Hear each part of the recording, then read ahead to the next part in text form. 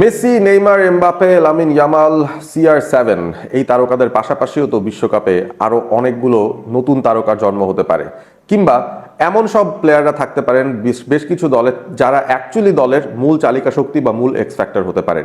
সেই সব নিয়ে আলোচনার একটা পর্ব চলছে। অল স্পোর্ট এবিপিতে সবাইকে স্বাগত জানাচ্ছি আরো একবার, এবং আমরা চলে যাচ্ছি এবার গ্রুপ ডি পর্যালোচনা করার জন্য, যেখানে রয়েছে ইউএসএ স্বাগতিক দল, সাথে প্যারাগুয়ে, অস্ট্রেলিয়া এবং টার্কি। এই গ্রুপের এই চারটা দলের বিশেষ তারকারা কারা, এক্স ফ্যাক্টররা কারা, চলুন খুঁজে আসি। ইউএসএ দলটা স্বাগতিক দেশ এবং তাদের এবারে বিশ্বকাপ আয়োজন নিয়ে যে পরিমাণ হাইপ চলছে সেটা কিন্তু আসলে আনপ্রেসিডেন্টেড।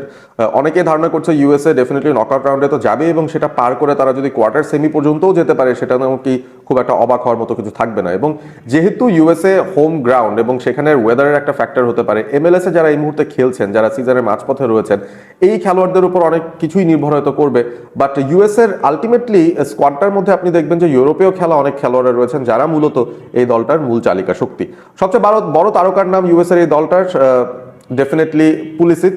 চেলসিতে একটা সময় খেলছিলেন, এসি মিলানে এখন তিনি খেলছেন, but is he in his best form, সেটা কিন্তু একটা বড় প্রশ্নের জায়গা। তবে বড় তারকা তিনি ডেফিনেটলি, সেটাতে কোনো সন্দেহ নেই।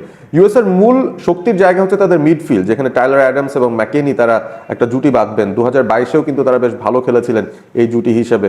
সো ইউএস এর কাছ থেকে আপনি মিডফিল্ডে ভালো একটা কিছু ডেফিনেটলি এক্সপেক্ট করতে পারেন। তবে ইউএস এর আক্রমণের একটা ইম্পর্টেন্ট পার্ট হবে তাদের উইং ব্যাকস বা তাদের ফ্ল্যাঙ্কস থেকে যারা আগাবেন, এবং আমার এক্স ফ্যাক্টর এবারের বিশ্বকাপে ইউএস এর হয়ে অ্যান্টনি রবিনসন।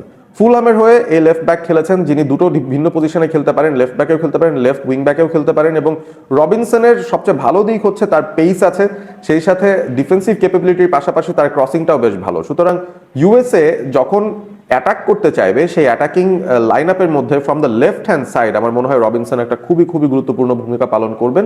এবং আমার মতে ইউএসএর এবারের বিশ্বকাপ ক্যাম্পেইনের X factor Anthony Robinson. Look out for him. Paraguay দলটাতেও রয়েছে বেশ এক্সপিরিয়েন্স কিছু ফুটবলার। অ্যালমিরনের কথা সবাই জানেন, Miguel Almiron. He is one of the স্টলওয়ার্ডস।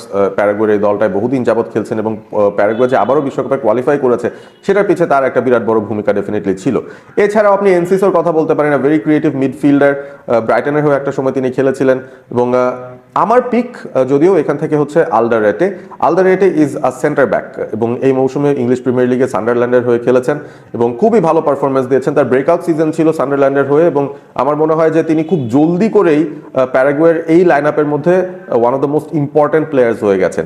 এই গ্রুপ থেকে আসলে বেরিয়ে আসতে হলে আপনাকে ডিফেন্সিভলি সলিড থাকতে হবে, কারণ এভরি গোল উইল ম্যাটার। প্রত্যেকটা দল কাছাকাছি মানের রয়েছে, যে কারণে প্রত্যেকটা দলই হয়তো চাইবে গ্রুপের টপ পজিশনসগুলোতে শেষ করে পরবর্তী রাউন্ডে যাওয়ার জন্য। সুতরাং আলদারেটে ইজ মাই পিক, আপনারাও ওয়াচ আউট করবেন তার জন্য।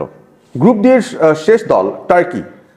তারা কিন্তু সবসময়ই কোনো না কোনোভাবে আলোড়ন ছড়ায় এবং তাদের এই পাইপলাইনটা এমন একটা রয়েছে যেখানে আসলে সময়ে সময়ে কিন্তু তাদের বেশ কিছু চমৎকার প্লেয়ার ফ্লারিশ করে আসে এবং ওয়ার্ল্ড ফুটবলে তারা খুব ভালো একটা পজিশন ধরে রাখতে পারে।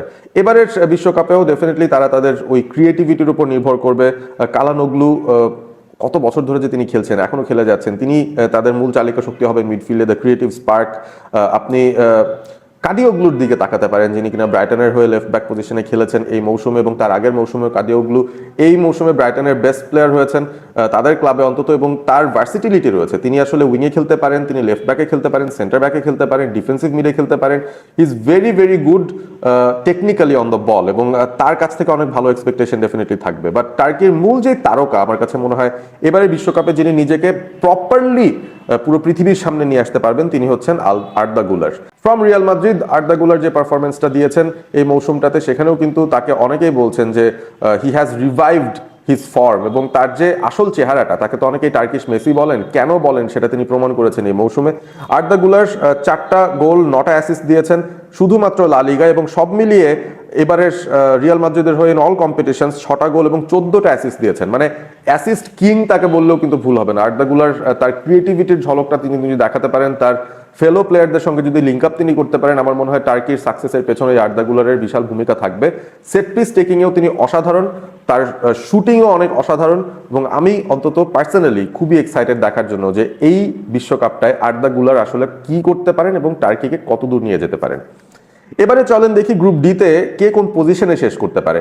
আমার মনে হয় হোস্ট নেশন হিসেবে ইউএসএ কে আমি একটুখানি এগিয়ে রাখবো, আবারও একটা হোস্ট নেশন বায়াস আমার মধ্যে কাজ করছে। USA will finish the group at the top. দ্বিতীয় অবস্থানে টার্কিকে আমি দেখতে চাচ্ছি, যেখানে তাদের যেই হেভি কোয়ালিটি রয়েছে স্কোয়াডের মধ্যে, সেই কোয়ালিটিটা ওভারশ্যাডো করতে পারে বাদ বাকিদেরকে। সো টার্কি সেকেন্ড হয়ে শেষ করবে এই গ্রুপ থেকে। থার্ড হতে পারে প্যারাগুয়ে, যাদের স্কোয়াডটাও বেশ সমৃদ্ধ, বেশ ভালো।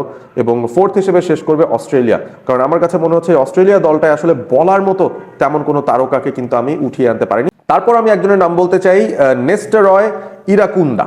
মাত্র 20 বছর বয়স, ওয়াটফোর্ডের হয়ে খেলছেন চ্যাম্পিয়নশিপে, এবং চ্যাম্পিয়নশিপে এই মৌসুমে তিনি 4টা গোল 4টা অ্যাসিস্ট দিয়েছেন।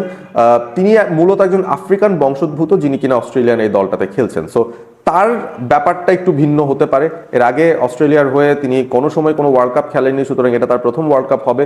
এবং অস্ট্রেলিয়া এই ইয়াং একজনের উপর অনেক বেশি ডিপেন্ডেন্ট হওয়ার চিন্তা ভাবনা নিশ্চয়ই করছে এবারের বিশ্বকাপে।